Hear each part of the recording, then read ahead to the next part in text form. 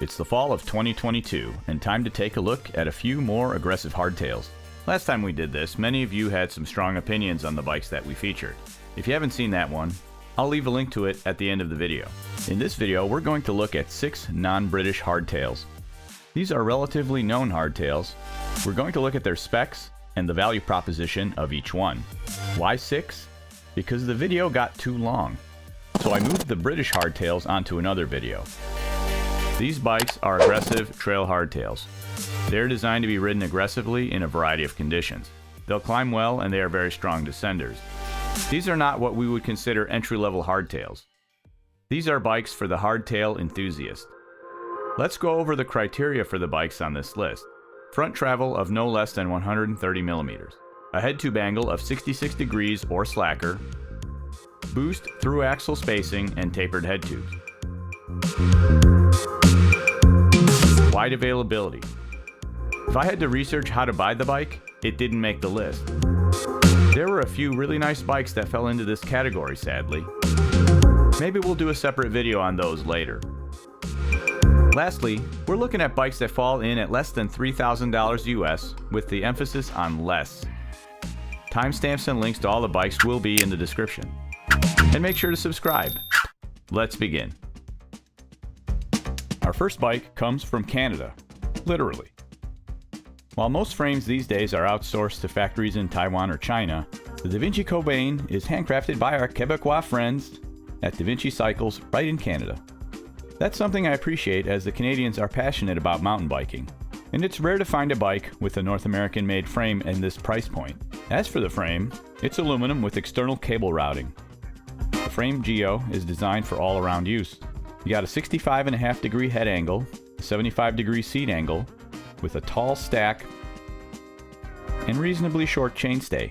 It's 435 millimeters across all sizes.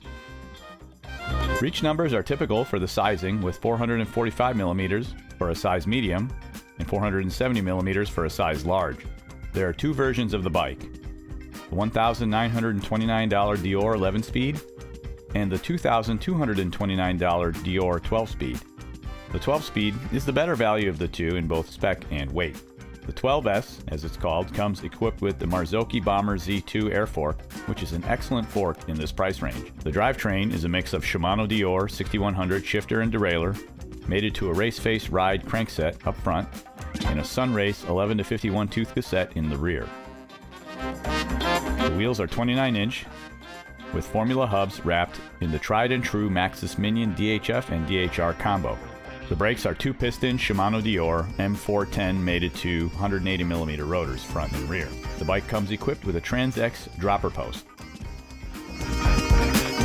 You've got a capable fork that is plush with a stiff chassis to help keep traction. You've got a wide-range drivetrain and a Canadian-built frame if you appreciate that sort of thing, and the frame comes with a lifetime warranty. The cons: 2-piston brakes, although reasonably powerful, are not the best choice for long high-speed descents. The inclusion of a Sunrace cassette instead of a Shimano cassette will forsake the smooth shifting under load that Shimano is known for. Next, we travel to Poland to look at the NS Eccentric aluminum 29er. This frame is designed around a 140mm RockShox Recon fork. Like the Kobain, the Eccentric is designed to be an all-rounder. Got a 65 degree head angle, a 74 degree seat angle. Reach numbers are in the normal range for this category at 450 for a medium and 475 for a large. Chainstays are short at 430 millimeters. The seat tube length is a little on the tall side, which results in this bike being equipped with a 125mm X-Fusion dropper on the small and medium bikes and a 150mm dropper on the size large. The remaining spec consists of a Shimano Dior 12-speed derailleur and shifter mated to Shimano Dior crankset up front and Sunrace 11-51 tooth cassette in the rear. The wheels are made up of Octane 1 rims with NS hubs. The rear hub engagement is respectable at 12 degrees. Tires are a combo of Maxxis Minion DHF up front and Aggressor in the rear. Brakes are 2-piston Shimano MT 410s mated to 180mm rotors. Touch points are NS and Octane 1 branded. If you didn't know, Octane 1 is owned by NS. The pros: This is a good frame with a nice balanced geometry and external shifter and brake routing. You have a 12-speed drivetrain to complement the balanced geo, and the wheel set is decent with the NS hubs. For the cons, for $2,000, this bike should have a better fork than the RockShox Recon. The taller seat tube will limit you to a shorter dropper post and can pose a fit problem for shorter riders. At this price point, there are better values out there. The frame set, however, is priced low compared to other frames in this category. If you prefer to build your own bikes, you can probably source a decent spec for a similar cost. From here, we head east to Taiwan to look at the giant Fathom. Man, people have been asking me a lot about this bike, so I think it deserves a hard look. The Fathom is Giant's entry into the aggressive trail hardtail market, and like most of the bikes on this list, it's aluminum. You can get this in both 29 and 27.5 versions. We're going to talk about the 29er here. The geometry is less aggressive than other bikes on this list with 66-degree head tube, but head angle isn't everything. Reach numbers are what you'd expect for a bike in this category at 445 for a size medium and 470mm for a size large. Seat tube angle is decidedly modern at 75 degrees. Chainstay length is in the ballpark for a 29er here at 439mm. I should note, however, that the 27.5 version also has the same chainstay length. Yeesh. The frame is very much oriented towards long days in the saddle and is covered in bottle and accessory mounts. From everything I see, this bike is meant to be pedaled. There are two build specs here, the $1,500 Fathom 2 and the $1,850 Fathom 1. The two specs are very similar. The best value is the Fathom 1, which gives you a full 12-speed SRAM SX Eagle drivetrain over the 10-speed Dior in the Fathom 2. You also get the more reliable Shimano 400 series brakes with 180mm rotors front and rear. The fork is the Giant Crest 34 SL with 130mm of travel. Honestly, I have no experience with this fork, and it's not available aftermarket. And there isn't really much information about the damper, but it does have compression and rebound adjustment, as well as the ability to use volume spacers to adjust ramp up.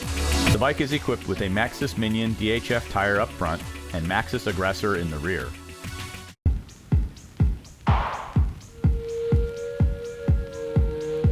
This is a great bike for people that do a lot of pedaling and want something more than a full XD bike. Secondly, Giant has a large dealer network, so you can try before you buy, and you'll have local dealer support if that's important to you. The cons. What you gain in dealer support, you lose a little bit in the spec. The value here isn't as strong as other bikes on the list. You have a proprietary fork here, so I hope you like your local Giant dealer if you need service. Next, we head back to Europe, the Basque region of Spain, to look at the Orbea Laufey. The Laufey has a fairly modern geometry designed to be an all-around trail bike. It has a 65.5-degree head angle, a 75-degree seat tube angle, and 435mm chainstays, as well as a 439mm reach in a size medium and a 459mm reach in a size large. The stack height is nice and tall here at 636mm for a size medium and 645 for a size large. While this is a nice frame, the spec leaves a little to be desired for the cost. We're going to look at the lowest spec, the $2,000 Laufey H30. The fork here is the RockShox Recon RL. Your drivetrain is an 11-speed, and it's a mix of Shimano and Sunrace. It's a wide range 11 to 51 tooth. The wheels are Orbea branded, Forecasters up front, Recons in the back. Brakes are the budget Shimano MT201s. The saddle is from Cell. The rest of the finishing kit is Orbea branded.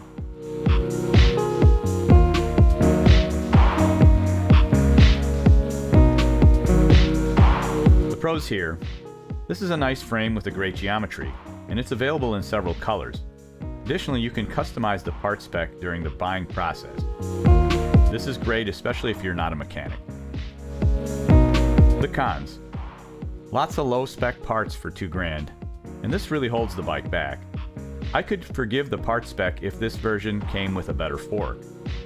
The lack of a frame-only option is another con. This would be a great hardtail to do a custom build with. From Spain, we head back across the Atlantic to Canada again, where we take a look at the Norco Torrent. There are two versions of the Torrent, a steel version and an aluminum version. We'll be looking at the aluminum version in this guide. This is a 29er frame designed around a 150mm travel fork. You've got plenty of travel and a slack 64-degree head tube to deal with whatever steep terrain the mountain has to throw at you. Reach numbers here are long, at 450mm for a medium and 480 for a size large. Chainstays on the Torrent are progressive and nice and short. The small and medium bikes get a 420mm chainstay, while the large and extra large get a 425mm chainstay. This bike is going to be most at home on aggressive steep terrain and bike parks. There are 2 spec levels for the aluminum Torrent in 2022. The best value is the $2,349 A1 spec, which gets you a 150mm RockShox 35 Gold RL, a robust budget fork with compression and rebound adjustment. The drivetrain is Shimano Deore 12-speed with a wide range 10 to 51 tooth cassette. Your stopping power comes from a pair of TRP Slate Evo 4-piston brakes with 180mm rotors front and rear. The dropper post is by TransX. You get 150mm in all sizes but small, which gets 130mm. Wheels are made up of Shimano hubs laced to Stansflow 32-hole rims. The tires are Schwalbe Hans Dampf, which are 2.35-inch tires. The finishing kit is Norco branded. This bike also comes in a frame-only option for you custom builders.